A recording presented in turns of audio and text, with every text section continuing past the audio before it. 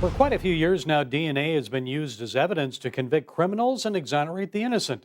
Today, it's also being used to help determine people's food allergies, match them with their soulmates, or discover their ancestors. But what happens to all that DNA information?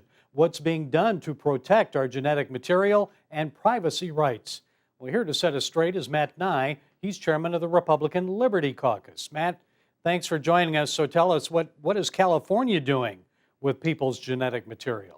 Well, yeah, California is actually one of the states where they store the genetic material indefinitely, and they're actually selling the material to researchers to, cover the cost of the storage and things like that.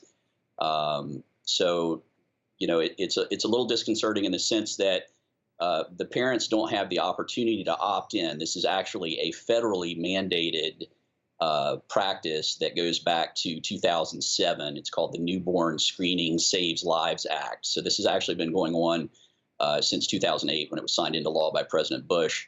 And you don't have an option, and most times parents don't even know it's happening. They're supposed to give you the option to request that the sample be destroyed.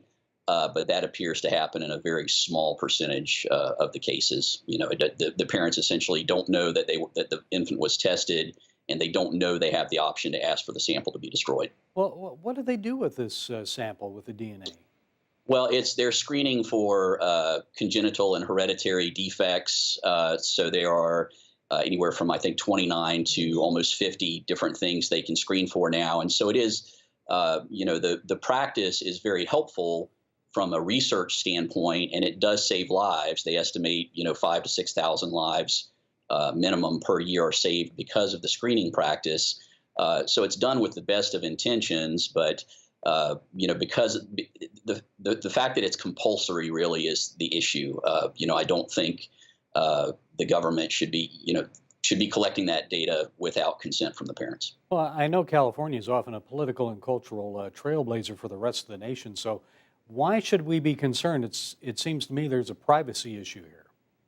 There's definitely a privacy issue, and that's what there are cases where the material was sold to a researcher, and the baby's name is still attached to the DNA sample, right? So your privacy just went right out the window there. In general, government and large organizations don't have a very good track record of protecting this type of data. You see every day on the news, you've got breaches of extremely large corporations. It is, very disconcerting. Okay, Matt, what is the Republican Liberty Caucus hoping to do about it? Well, obviously, we're for privacy rights. The best thing that could happen would be to repeal the original bill from 2007, 2008 that actually makes this possible.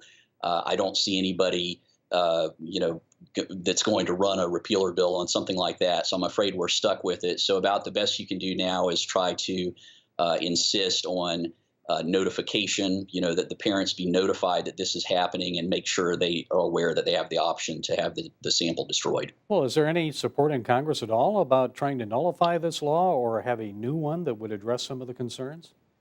Not at this time. I mean, you have the traditional libertarian and privacy rights type folks, but no, there's no.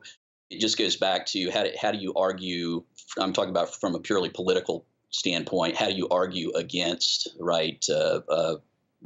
testing that could save the lives of newborns? I think that's the challenge. It's a very difficult political argument to make. Well, maybe having the DNA destroyed, mandating that by law after a certain period of time. Absolutely. How about discussions with President Trump? Any idea how he feels about this? That I do not. No, do not. Well, know. in the meantime, Matt, what should people do then to protect their DNA privacy rights? I mean, now you can check for allergies through DNA, ancestry, even your soulmate match, and who knows where that information goes, how it's being used. What do we do?